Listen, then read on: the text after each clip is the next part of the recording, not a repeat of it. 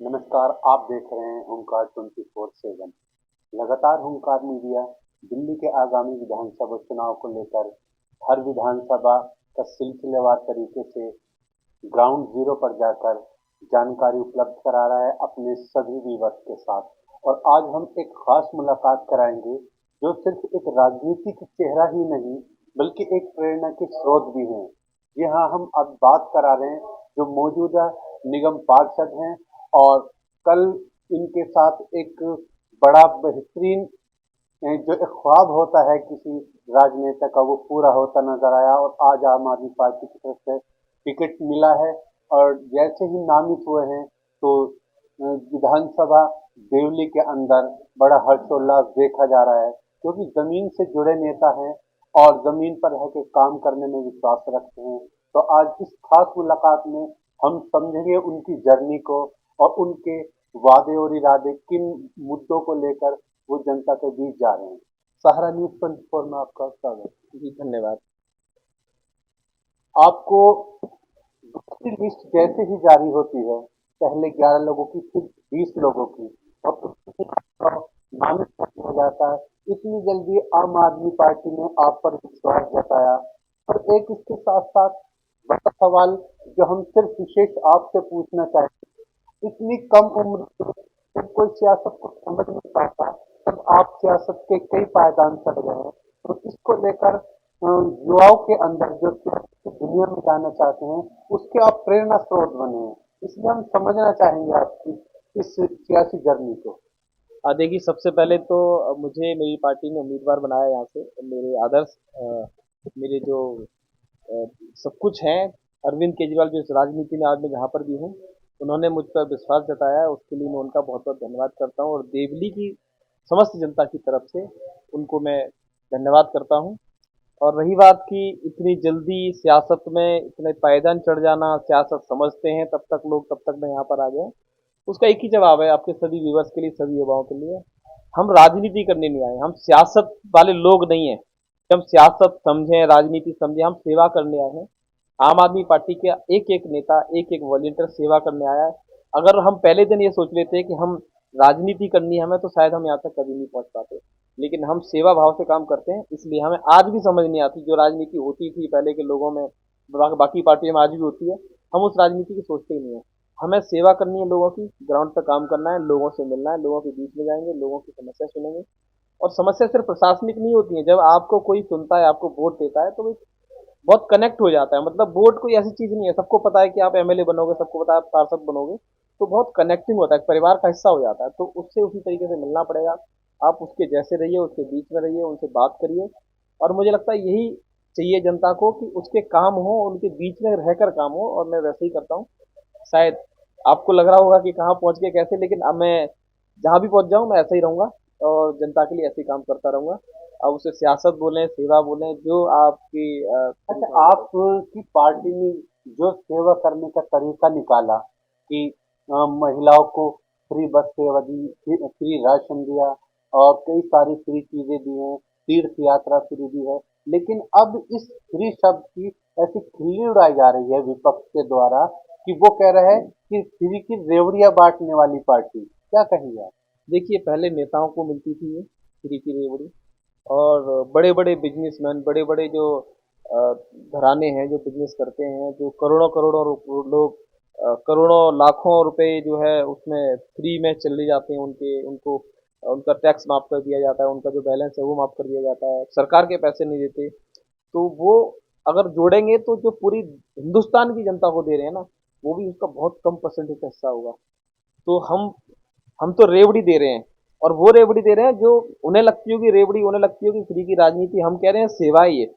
उन्हीं लोगों के तो पैसे हैं, उन्हीं लोगों के भी तो इस्तेमाल कर रहे हैं। अगर अगर अच्छा, किसी एक बड़ा आरोप और है आपकी पार्टी पर, वो ये कि इस फ्री की रेवड़ी के देने से दिल्ली की जनता निकम्मी होती जा रही है। क्या कहेंगे? नहीं नहीं, अगर ऐसा ऐसा है तो देश के प्रधानमंत्री 80 करोड़ लोगों को फ्री राशन दे रहे हैं, तो इसका मतलब क्या ये माना जाए विपक्ष तो वही है, सवाल तो सब भाजपा ही कर रही है। तो अगर ऐसा है तो फिर तो देश के 80 करोड़ मतलब सारी जनता को ही आप निकम्मा बना रहे हैं। ऐसा नहीं है। देखिए, सबका जरूरत है, ये बेसिक चीज है, बेसिक नीड्स हैं। आपकी पानी देना है फ्री, पानी के ऊपर वाले ने दिया, उसका हक है। बिना पानी के नींद नहीं जी सकता कोई। आपको बिजली चाहिए, शहरों में रह रहे हैं तो बिजली देनी ही पड़ेगी।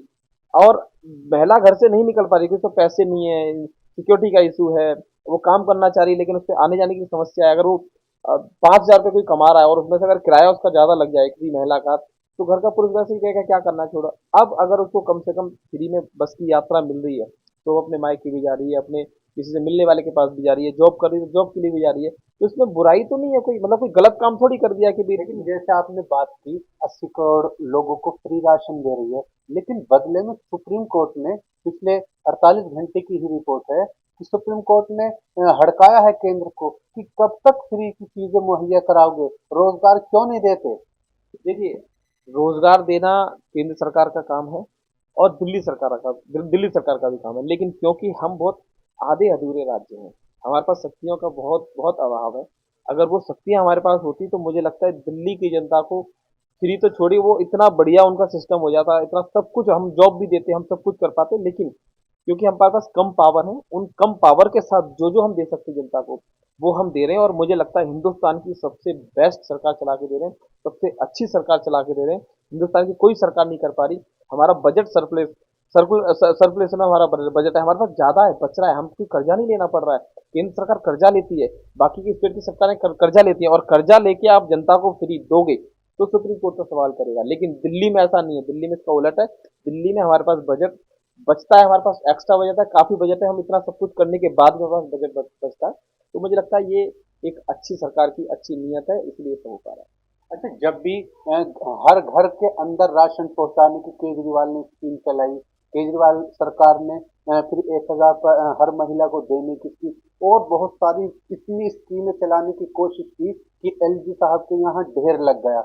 और जब भी कहीं घिरते हैं केजरीवाल तो एलजी पर डाल देते हैं, एलजी केजरीवाल पर। तो आम जनता इसे समझ नहीं पाती कि आखिर ये एलजी और सीएम के खेल में ये आम जनता क्यों पिस रही है। देखिए, मुझे तो लगता है, मैं इसका एक्सपर्ट नहीं हूँ, और जितनी मुझे समझ है, मुझे लगता है पत्रकार हो मुझसे ज़्यादा समझ होगी, तो ये आपकी भी ड्यूटी है कि आप जनता को समझाएं कि किसका काम है। अगर हम झूठ बोले तो हमें एक्सपोज करिए, एलजी झूठ बोले एलजी को एक्सपोज कीजिए। क्या आपको नहीं पता है, क्या दिल्ली की जनता को नहीं पता है?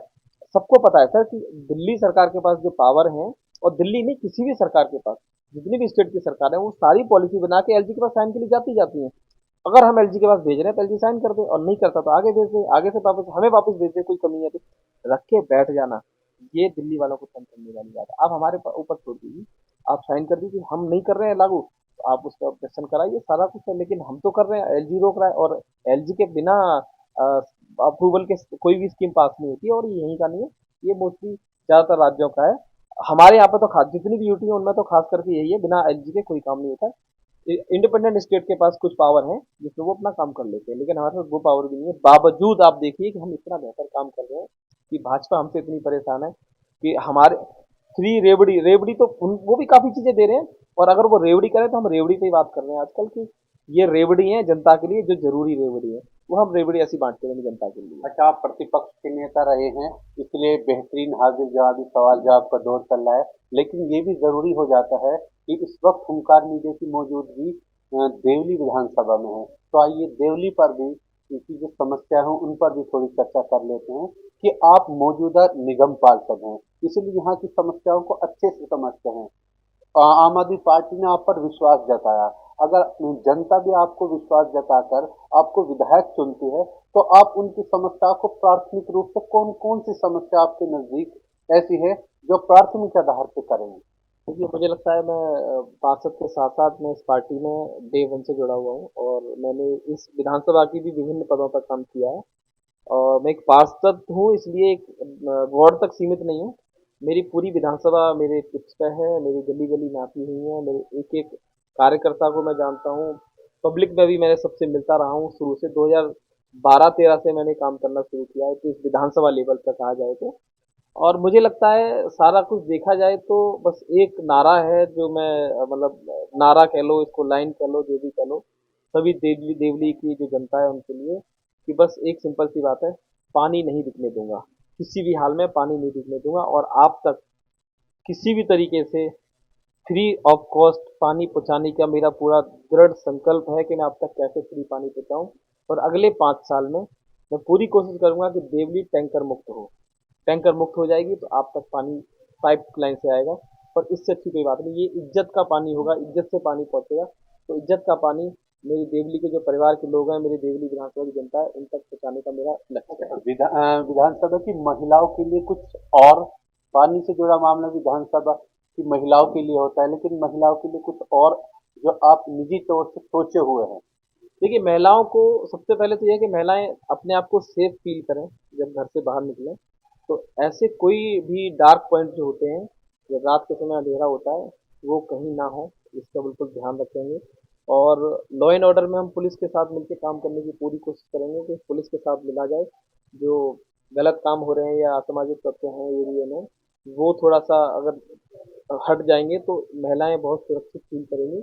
और मेरा इससे बढ़ के भी कुछ प्लान्स हैं जिनको मैं मतलब जब जीत के आ जाऊंगा तो मुझे लगता है कि उन पर भी काम करना शुरू होगा। बहुत जरूरी है कि महिला मतलब क्या होता है, महिला मतलब एक लड़की भी है, वो यूथ में भी है मतलब, और उसके बाद वो उसकी शादी हो जाती है तब भी महिला है, बुजुर्ग है तब भी महिला है।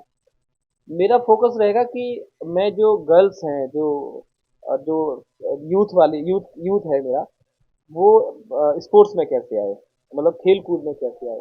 अब मेरी विधानसभा में जगह की बहुत शॉर्टेज है, मैं वो जगह निकालूंगा। जगह कहाँ पर कोई कॉम्प्लेक्स, स्पोर्ट्स कॉम्प्लेक्स बन सकता है, स्पोर्ट्स के लिए कोई जगह बन सकती है, सब पे मेरा फोकस रहेगा। अगर हम इधर इनको लेके आएंगे तो मुझे लगता है वो लीडर बनेंगी, वो अपने मेंटली स्ट्रांग होंगी और वो सरकार में हिस्सेदारी देंगी, वो नौकरी करेंगी और अपने हाजिर जवाब खुद अपने अपने आप से वो मजबूत रहेंगी। तो उनको किसी तरह की समस्या नहीं है। काफी सारे प्लान है, एक बार आने दीजिए, फिर हम सब बताते रहेंगे आपको।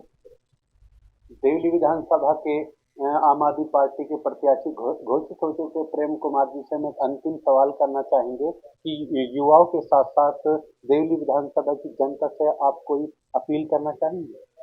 बस अपील यही है कि आप मैंने दक्षिणपुरी में काम किया है, आप बाकी वार्ड्स के लिए दक्षिणपुरी वालों से भी आप बात कर सकते हो। और मैं सेकंड टाइम का काउंसलर हूँ, पहले जीता था उससे डबल मार्जिन से दोबारा जीत के आया हूँ। और अब मैं बाकी वार्ड्स मतलब पूरी विधानसभा में काम करूंगा और बहुत आपके बीच में रहूंगा हमेशा, जैसा हूँ वैसा ही रहूंगा। और मुख्य फिर से बता रहा हूँ, जो आपको इज्जत से पानी देने की मेरी जो इच्छा है, वो मैं चाहता हूँ आपके आशीर्वाद से उसको पूरी करूँ। और आपको पानी बिल्कुल फ्री ऑफ कॉस्ट बिल्कुल पहुंचेगा। और फिर से वही नारा, आप लोग बिल्कुल इसको एक मिशन की तौर पर ले लीजिए कि पानी नहीं बिकने दूंगा। बहुत शुक्रिया हुंकार मीडिया से बात करने के लिए। अभी हमने बातचीत की और समझने की कोशिश की कि एक युवा को जब क्षेत्रीय पार्षद हो या क्षेत्रीय उम्मीदवार हो, उसको अगर प्रत्याशी घोषित किया जाता है तो वो उन क्षेत्र की समस्याओं को अच्छे से समझ सकता है। और अभी हमने मौजूदा पार्षद और कई सारे विभिन्न पदों पर काम किया है, इसलिए इस छोटी सी उम्र में एक बड़ा सा तजुर्बे को समेटे हुए प्रेम कुमार जी से हमने बात की। हम इसी तरह से लगातार आपको नई नई अपडेट से अवगत कराते आ रहे हैं और उम्मीद है आगे भी कराते रहेंगे। आप बने रहिए हुंकार 24/7। अपने शहर की लेटेस्ट खबरों के लिए चैनल को सब्सक्राइब करें और बेल आइकन को दबाएं।